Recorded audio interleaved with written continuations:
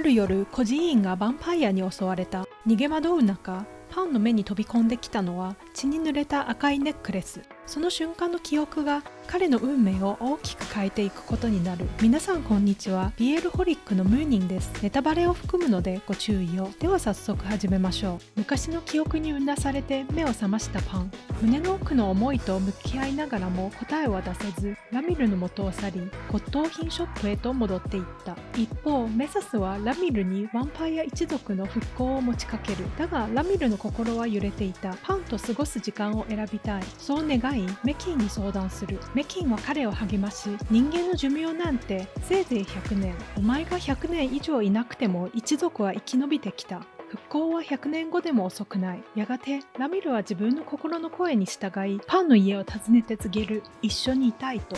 しかし今はパンの弟ポンも同居しており、突然現れた客ラミルに疑いの目を向ける。実はパンの両親は事故で命を落とし、弟のポンを養子に、パンは孤児院で育ち、そこでジェットとエリースに出会い親友となった。大人になったポンは再び兄の元へ戻り、こうしてラミルも加わった奇妙な同居生活が始まった。ポンの誕生日、パンがケーキを用意する中、ラミルが突然クラッカーを鳴らす。驚いたパンはケーキを落とし台無しにしてしまう。それでもポンは嬉しそうに笑い、2人の関係を受け入れるような言葉まで口にした。パンも夢のような気持ちに包まれる。だがラミルが弟に力を使った証拠を目にした瞬間、現実に引き戻された。自分がラミルと共にいることで弟を危険にさらしている。胸に重くのしかかる思い。パンはついにラミルに別れを告げる。深い悲しみの中、パンに拒絶されたラミルは孤独なヴァンパイアに戻り、一族の復興を決意する。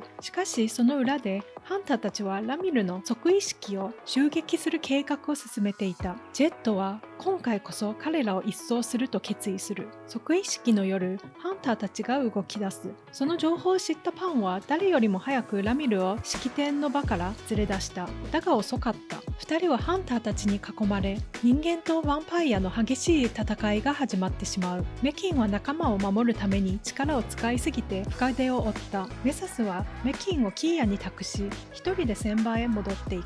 ジェットは13年前の孤児院虐殺の犯人こそラミルだと信じていた。秘密兵器をラミルの胸に突き立て、ラミルは深手を負う。パンは必死に彼を連れ出し、魔女リリスの住む魔法の森へと逃げ込んだ。その森の入り口はかつてラミルを封じ込めていた彼自身の肖像画だった。リリスは告げる。彼を救えるのは彼を愛する者の血だけだという。だが理性を失ったヴァンパイアは愛する者さえ襲いかねない。パンはためらわず自分の血を杯に注いだ。だがその香りにラミルは本能を抑えきれず、暴走を恐れてパンを外へ追い出してしまう。翌朝、ラミルの傷は少し癒えていた。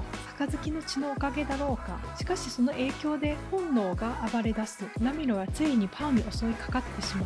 みるみる弱っていくパンの姿を目にし、ラミルはようやく正気を取り戻した。罪悪感と無力感に苛まれ、彼はパンから離れようとする。だがパンは逆に彼へ歩み寄り、必死に抱きしめた。そのまま力尽き、意識を失ってしまう。ラミルは震える声で愛していると呼びかけ、ヒーリングパワーを注ぎ続けた。やがてパンがゆっくりと目を開ける。そしてかすれた声で僕も愛していると返した。2人は互いを強く抱きしめ、これからはどんな困難が待っていようとも手を取り合って歩むことを誓った。また次回お会いしましょう。